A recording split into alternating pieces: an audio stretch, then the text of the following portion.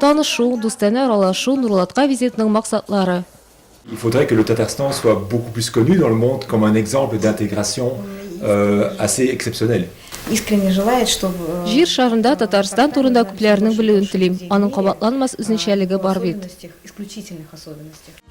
Без чит ил коллегабыз игътибарына узган ел Россия гранты тоткан медиа продуктыбыз Тус яшәү җиңел исемле проектка кергән фильмнарның берничәсен тәкъдим иттек.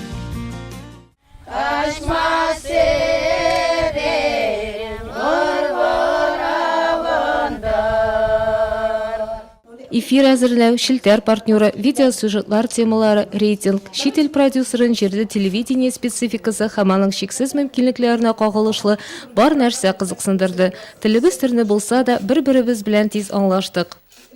De continuer à rester dans le top 3 des radios ou des télévisions régionales. Алга табада алдынгы региональ телеканал булып калыгыз. Сезгә тагын берничә тапкыр 18 еллыгызны үткәрергә язсын һәм билгеле инде алга табада үз эшегезне бүгенгедәй югары һөнәри дәрәҗәдә башкаруыгызны телим. Чит ил кунагы Нурлатта күп нәрсә гаҗәпләндерде. Мамык авылында гыйбадәт йортында булу, шунда ук катнаш гаиләләрдә тел үзенчәлеге мәсьәләсен өйрәнү, Нурлат интернат йортында балалар белән аралашу чаралар карау, кече шәһәрдә төрле культураларның үрелеп баруы, төрле милләт халыкларның дустана гомер кичерүенә таң калуын әйтте. De la congrégation tatar qui m'a aidé dans les rencontres que j'ai pu faire pendant ces 3 jours ici à Nurlat. Да, он первый раз в свою очередь Ул район җитәкчелеге Нурлатка килү мөмкинлеге тудырган һәр кемгә олы рәхмәтен җиткерә. Чөнки проект җитди һәм озак елларга исәпләнгән.